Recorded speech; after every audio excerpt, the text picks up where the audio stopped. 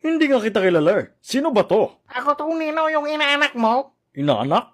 Ikaw na ba yan, Benji? Ha? Sinong Binjay? Yung inaanak ko. Sabi mo ikaw siya. Oo nga ako. Ako nga, Ninong, ako nga. Ang baho ng pangalan ko, no? Okay lang yan. Kasi naman yung apelyido ko. Kupal. Uy, Ninong, yung pamasko ko nga, nasan na? Tulungan mo muna ako dito sa problema ko. Para bigyan kita ng Christmas gift. Okay, Ninong. Ayusin mo agad-agad ha. I trust you on this. Yes, Ninong, I promise. Ito kasi yun. I need help and update about sa installation ng Wi-Fi ko dito sa office. Last week pa ako nag-inquire. Pero hanggang ngayon, wala pa rin. Hala?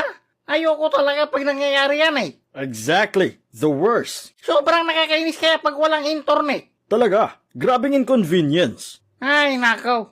Paano na yan? Anong paano na yan? Di ba dapat tutulungan mo ako? Ayo pala, okay. Mr. Kupal. Oh, please, call me Mario. Okay, Mariong Kupal.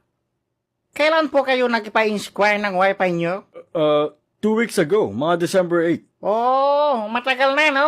Yeah. Wala na yon, matagal na pala eh. What do you mean wala na? Wala na, nagka-perdi-saber na. Ha? Paano nawala? Halos everyday humingi ako ng updates about dyan. Ganyan talaga ang buhay, Uncle Mario. May mga bagay na gusto natin na makuha, pero hindi naman talaga yun yung para sa atin. Wait lang. Shh, makinig ka muna, okay na, makinig ka muna.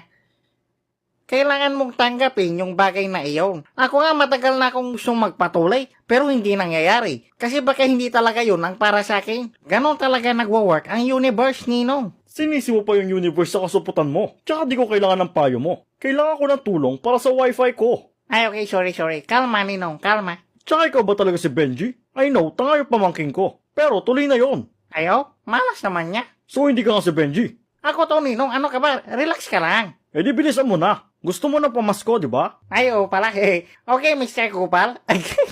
sorry. Naastikan lang ako sa apelyido nyo. Astig ba? Akala ko pangit eh.